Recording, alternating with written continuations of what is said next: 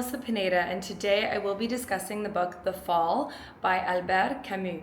So he is a French-Algerian philosopher, or was rather. He was born in 1913, died in 1960. He was a writer, journalist, and he was widely regarded as one of the most influential thinkers of the 20th century. Before I dive into my summary, if there's anything you hear today that you like or find interesting, please like and subscribe if you haven't already.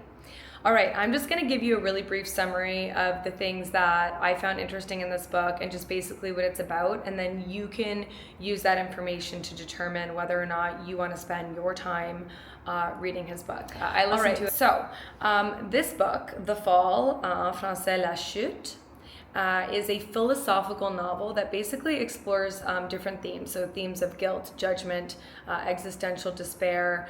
It's written as a dramatic monologue, narrated by the main character, so Jean-Baptiste Clamence. He's a former Parisian lawyer who basically recounts his fall from self-perceived virtue to self-awareness. And it all takes place in a bar in Amsterdam called Mexico City. And he's talking to someone that's never named, and he just recounts kind of who he was before and who he is now. And there's this event that he refers to and doesn't want to talk about it until closer to the end of the book. So he makes it very clear that he does not believe in God, but that he was an altruist. He was always helping people, and he was virtuous, or he wanted to appear as such. And the poor people that came around him, the better, because he always wanted to help people. He wanted to help people in society that other people didn't want to look at. But essentially, he reflects on his life in a series of monologues. And so he was, as mentioned, once a successful and respected lawyer in Paris, and he was known for his acts of altruism and his apparently impeccable character. But this one event changes his self-perception. And essentially, one night, when he was walking, a woman fell into the Seine River, but he did nothing to save her.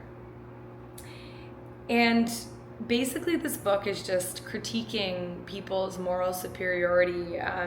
The idea of we would have all jumped in and saved her, right? But the question is would we have done that?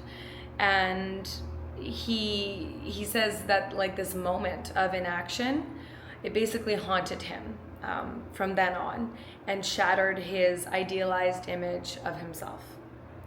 And so he then begins to kind of see his life as just hypocrisy, pure hypocrisy, and looks at others that way too. Essentially, he realizes that his good deeds were driven by a desire to be admired. And all these topics that he talks about, all these things that he mentions, they're so relatable because it's the dark side of human nature, this desire to be recognized, this desire to be looked at as important and so kind and selfless. And so he touches on all these things, and he gives examples too, really interesting ones. For instance, when someone dies, all of a sudden, all these people come out that hadn't spoken to this person in who knows how many years, and they want to make it about themselves and, how much, that person meant to them and how it hurts them that they've passed away.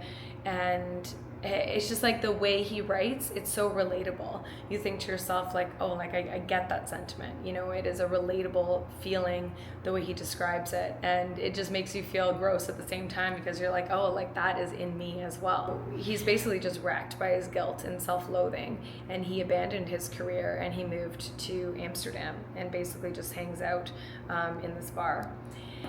And so the way he describes human nature is very cynical.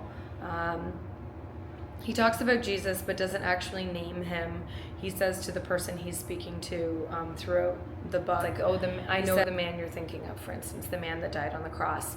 And he says that Jesus couldn't live. He couldn't have been allowed to live because his life could not be justified. A lot of these sentences that he throws at you, that he writes, it just really gives you food for thought. It makes you pause and try to analyze exactly what he is saying. He also talks about how Jesus was guilty of things, so he could not have continued to live. And he mentions one thing being the massacre of all the little babies in Judea. It's just such an interesting book.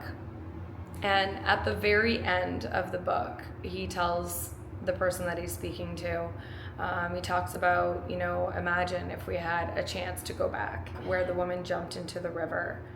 And he says, thank God I don't have the chance to go back, because he wouldn't have saved her if he had the chance anyway. Yeah, it's like a super dark book, very interesting. If there's anything you have found interesting from my summary, please like and subscribe if you haven't already. And I do highly recommend this book. It's, like I said, a very short read, really enjoyable, but it'll stay with you for a while. You're going to keep thinking about it after you're done reading it. So I'll leave it there for now. Thanks for listening, and until next time.